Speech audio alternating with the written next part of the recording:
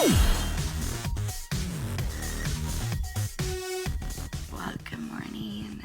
It is the morning of my 51st surgery, and my voice is like gone. I have no voice. Just checked my temperature, and I don't have a fever, so I will be able to have surgery, which is good. I feel like absolute crap right now. I have been using my nebulizer like crazy. I didn't sleep last night. I'm exhausted. I'm sure just going back to work, unfortunately, being exposed to all the bugs and germs after being off work for 9 weeks is not the smartest thing. But I have my little unicorn here, my spirit animal. And I know I didn't even do the first shower that I was supposed to do, so you have to do this chlorhexidine shower the night before and the morning of. At least I'm wearing clean clothes to bed and I'm on clean sheets, but there is like big bottles of chlorhexidine or Hibiclens, so I need to go do that.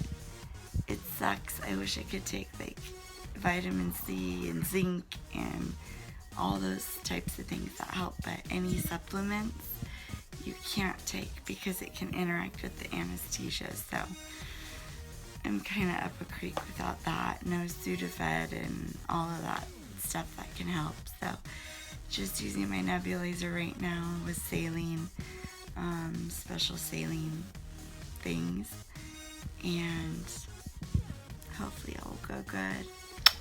See you guys in a bit. Bye. Hi, you guys. It's me after surgery, and I'm doing really well. I don't recommend having surgery while you're sick because it's not good for your body or your immune system. But I don't even think my voice can be heard right now. But all in all, I do really well. And once I get home, if I'm feeling up to it, I will vlog a little bit more about what this surgery all was about, how it went, and what the bad news was. But bye for now.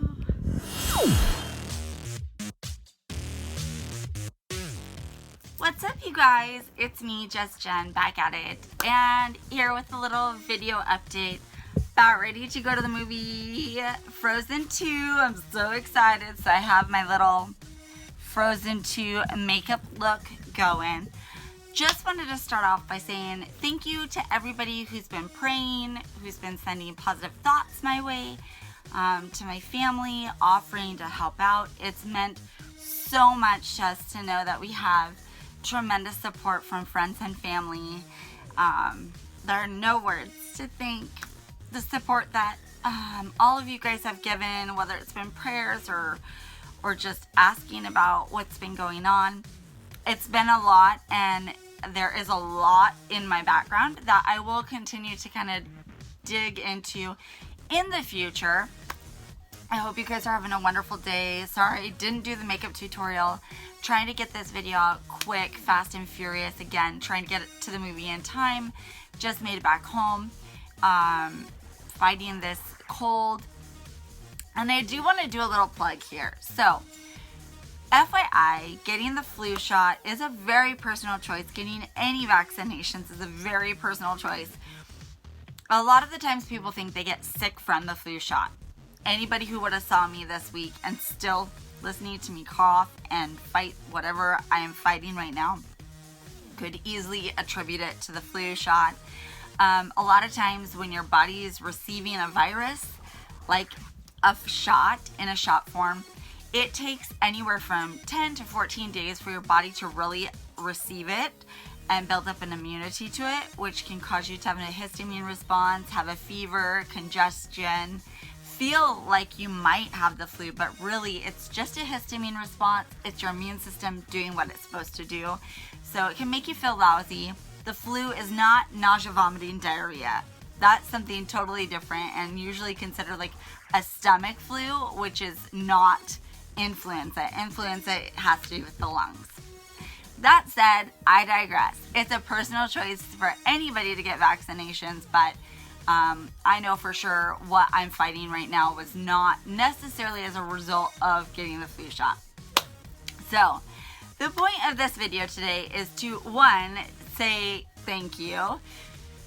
Two, give you guys a heads up to say that I'm going to be probably changing the tune of my videos for just a little while. There are big things on the near horizon here that are going to have me kind of taking a step back from really giving my all to my videos, as well as talking a lot about myself in the videos. I have so much stuff going on and I'm so excited. I wish I could tell you guys about it right now, but I can't. So until the time comes, I will update you when that happens. And three, to let you know what the heck happened with these surgeries. So, yes, you guys knew about the Nissen fundoplication. I did have my portacath surgery, and this is how it is looking to date. This is where the actual port is. You can kind of see where the tube is under my skin, where the redness is. And then there is the other incision that they used as a guide wire to get the portacath tube to go under my subclavian, under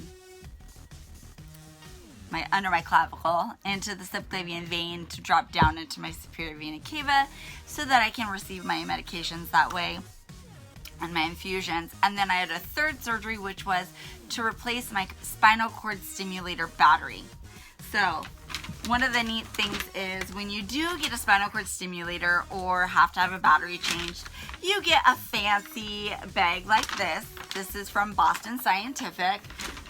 Came with everything I'm gonna need to be able to charge my battery, which is in my spine right now. And yes, one of my post-op complications is my incision did come open, and I do know enough about it to know how to safely, sterilely, and whatnot take care of the wound opening up.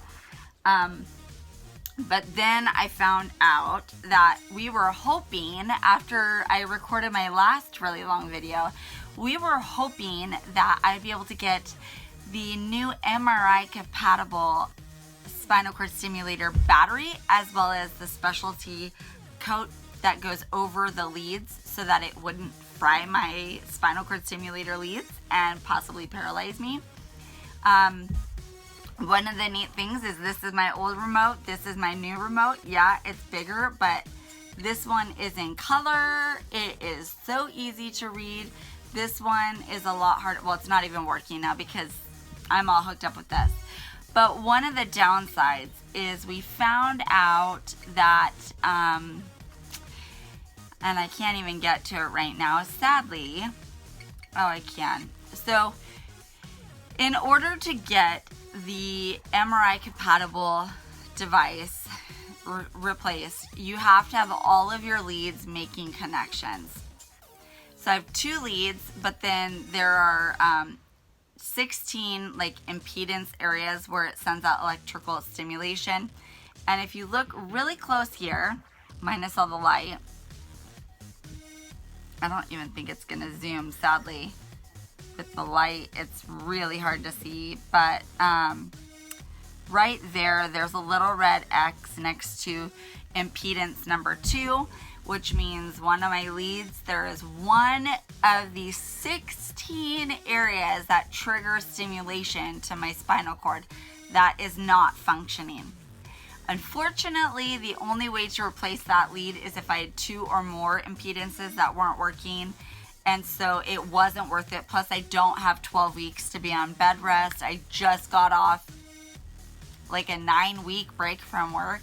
So needless to say, legally in Washington, you're only allowed 16 weeks now of FMLA time. And it's just going to have to wait. Plus, I don't have more than 2 impedances that are broken off. So we just had to go with the good old standard spinal cord stimulator.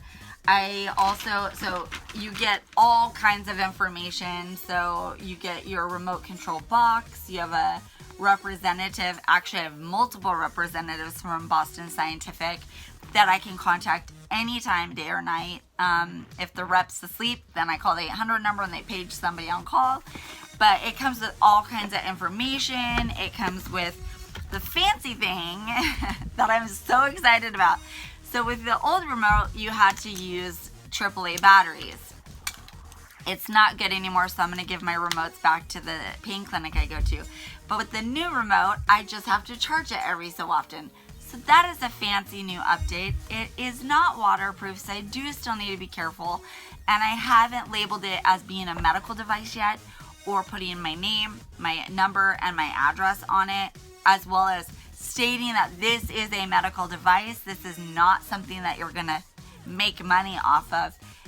If you were to find it, I would even give a reward, because it's worth it to me to not have to worry about losing this again. I lost it. If you watched my last video, I lost this remote, well, this remote, the original one, during the first week, the first 5 days actually, after having the implant, which really stung.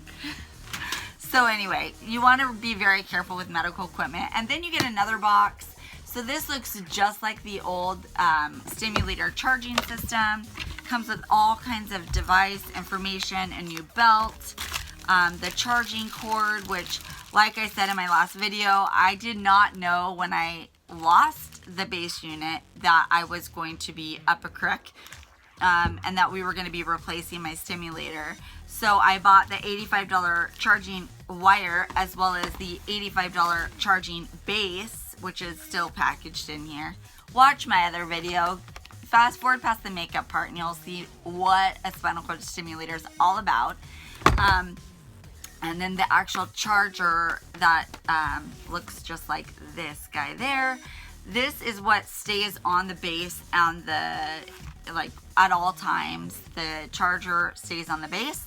And then when I need to charge my stimulator, I use my belt and wrap it around and put it right over where my implanted battery in my spine is at, and it will recharge it and good to go. Usually about once a month I have to do that for the settings that I have. Some people who have faster settings, it's very similar to a TENS unit.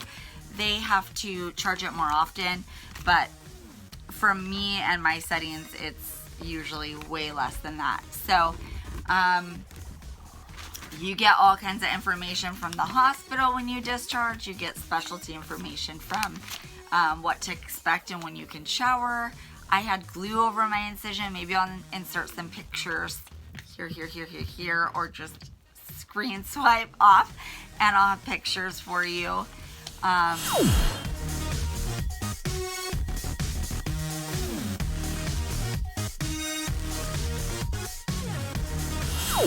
About pre-op, and then my incision, what it looked like. It started to split apart, and then the glue completely split off and peeled off last night and this morning.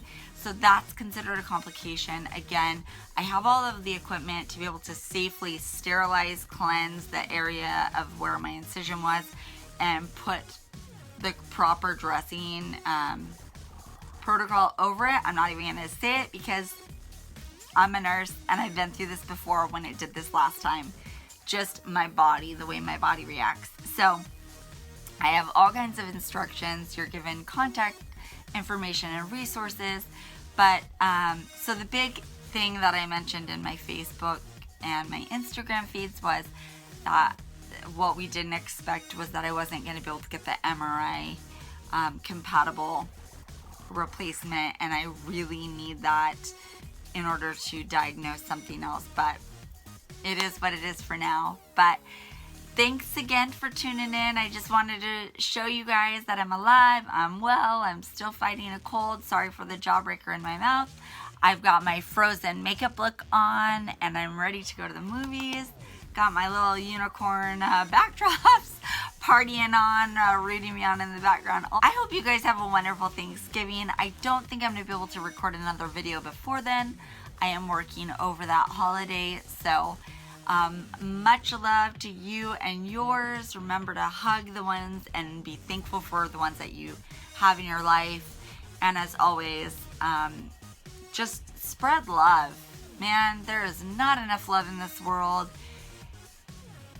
that's why I do these videos. I want to share what I know and just love. That's my integrity. That's who I am. That's what I like to do, is show compassion and loving care to everybody. So have a good day, you guys. See you next time. Bye.